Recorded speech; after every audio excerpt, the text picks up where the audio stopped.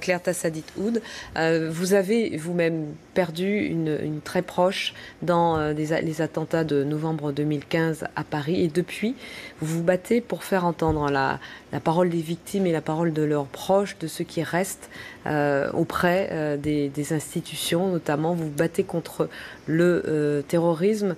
Quelle a été votre première réaction, premier sentiment en entendant une nouvelle fois parler d'une attaque terroriste massive ? Écoutez, oui, ma réaction d'abord, c'est immédiatement une profonde pensée pour la famille des victimes et pour les victimes elles-mêmes, puisque nous avons quand même 7 morts et 48 blessés, 21 blessés graves, 4 Français, une femme dont le pronostic vital est engagé.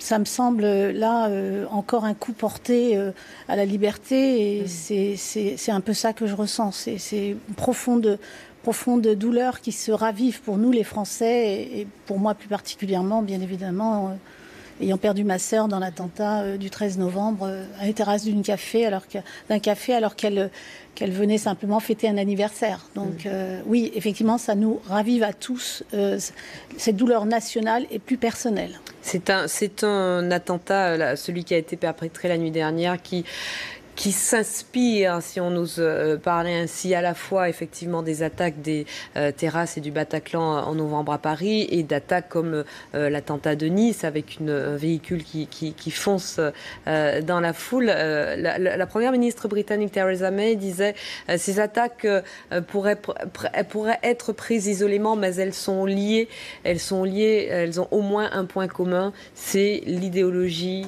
mortifère, malfaisante, perversion de l'islam qu'est cette idéologie du terrorisme islamiste. Absolument, on a condensé un petit peu de tout ce qu'on a pu vivre, nous, sur notre territoire national, aussi bien à Nice qu'à Paris. Le mode opératoire me semble être le même, frapper en même temps à plusieurs endroits d'une ville, semer la terreur tout bonnement, sous un principe de défense d'idéologie religieuse fondamentaliste, qui n'est absolument pas celle de l'ensemble des musulmans de France, il faut le rappeler quand même.